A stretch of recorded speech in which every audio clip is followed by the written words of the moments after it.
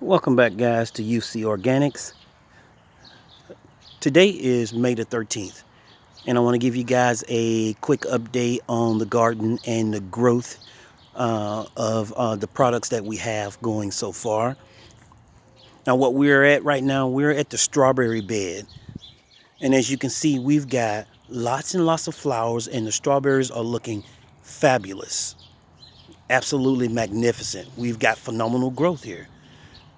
We've got strawberries all over the place. Now, I have put the netting over the strawberries.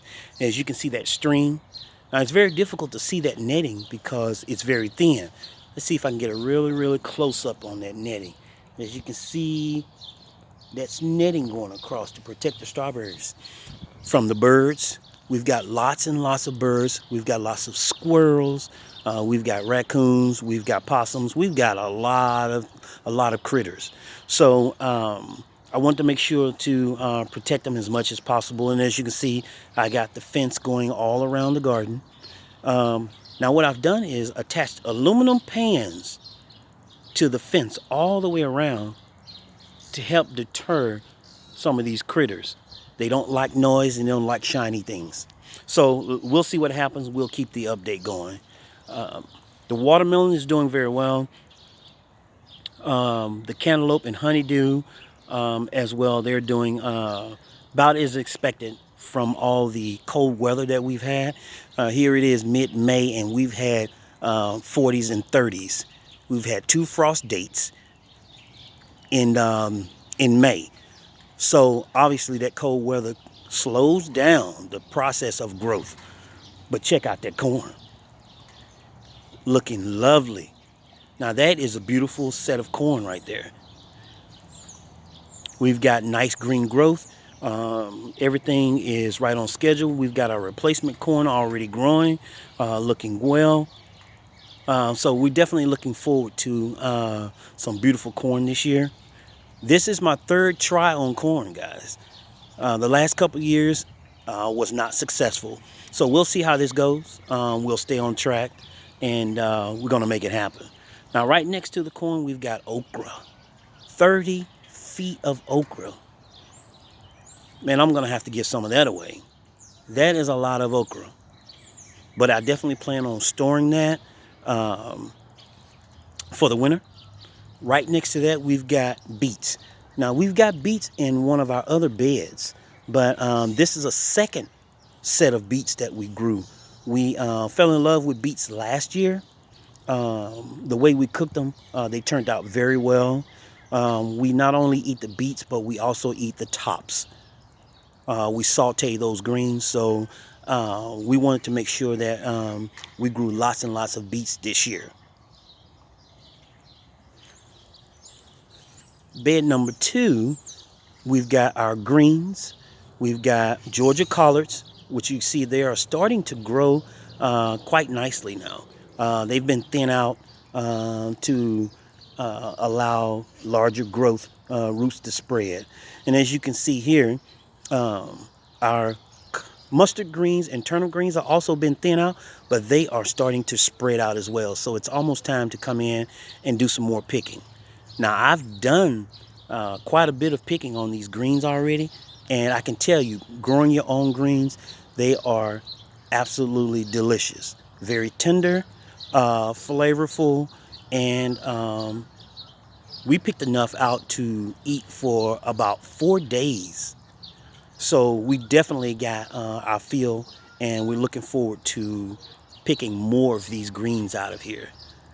So that's bed number 2. Let's go to bed number 3. Now, bed number 3 are potatoes. Look at all those potatoes. That is a lot of potatoes. They've been healed once. We've got our red, we've got our Yukon Gold, and we've got our Irish potato.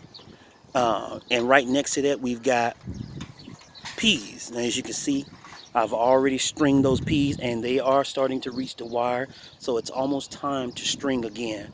So everything is growing very well in the garden. We're constantly using the water system, as well as all the good rain that we've had recently. Very good for the garden. Not so good for the grapevines. Bed number 4, phenomenal growth. Look at them carrots. Now that is 4 rows of carrots, guys. Now I did not thin these carrots because I want to use whatever comes out of this harvest. Now I'm looking forward to this in the winter. We're gonna store all of these in our freezer so that we have food for the winter time, and we don't have to worry about going to the store. But we definitely have lots and lots of carrots growing here. That's 120 feet of carrots. Beautiful. Now, as you can see, this empty row that we've got here, those were radishes. They've already been harvested, and we've already got those jarred. I got 9 quarts of radishes out of this growth here. So now we're gonna go back and we're gonna plant something else in this spot here. We will plant radishes again, but that will be later on, so that we can have a second harvest for winter and the fall season. And this is the first row of beets that we've grown. You can see the difference in size.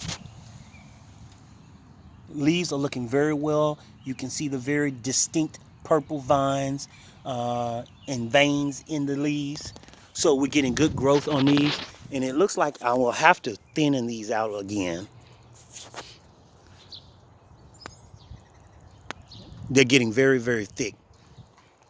Bed number 5 has not been constructed yet as far as dirt. So we've got it all set up. If you can see, our soil is already here.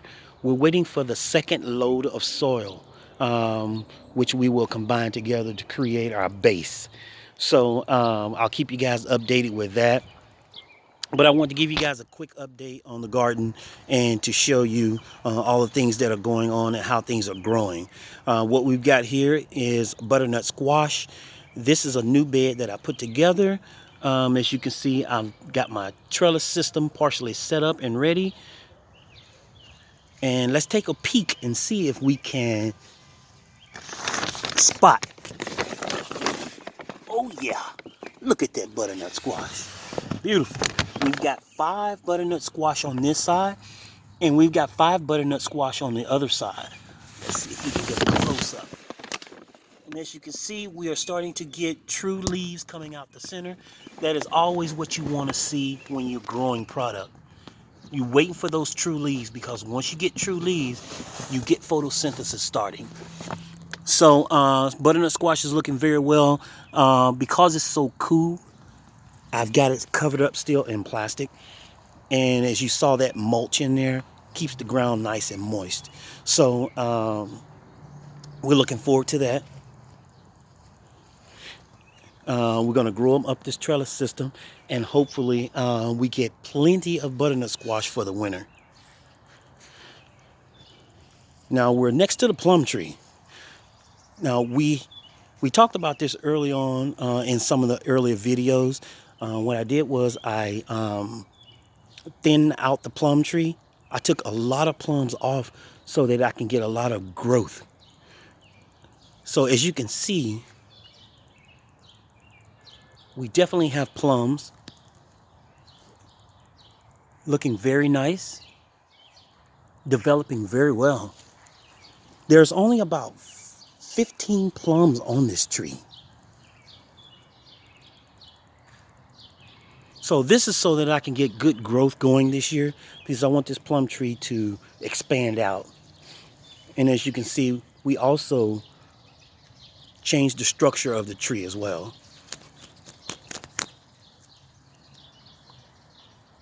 As you can see, there are plums scattered throughout the tree.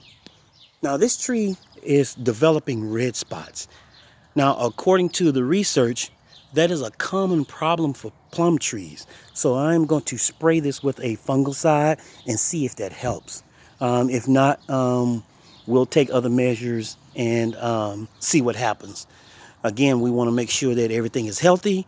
We want to balance everything out. So it's very important to constantly monitor everything that you grow. Our cherry tree has cherries all over throughout. Looking very nice.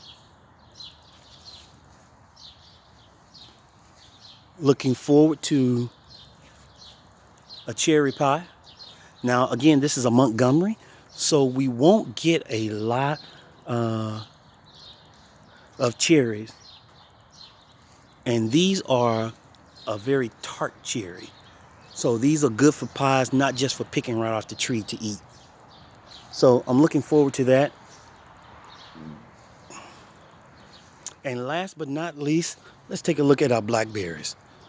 Look at all those blossoms, guys. Massive amount of blossoms on this tree here, on this vine. So we are looking forward to lots and lots of blackberries. Now, because the vines are so thin, we should get large blackberries.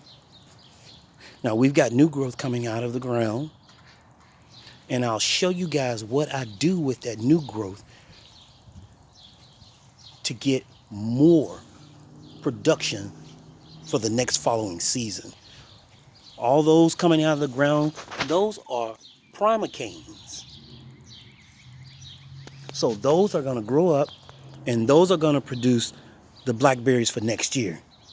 But I'll show you the technique that I've learned to use in order to create massive amounts of blackberries for next season. So just wanted to give you guys a quick update and show you what's going on in the garden. We've got our new ones are just slow growing, but they are growing, moving slowly. And as always, guys, like I always say, it's not hard to do. Anyone can do it. All you have to do is get started. Until next time, happy gardening.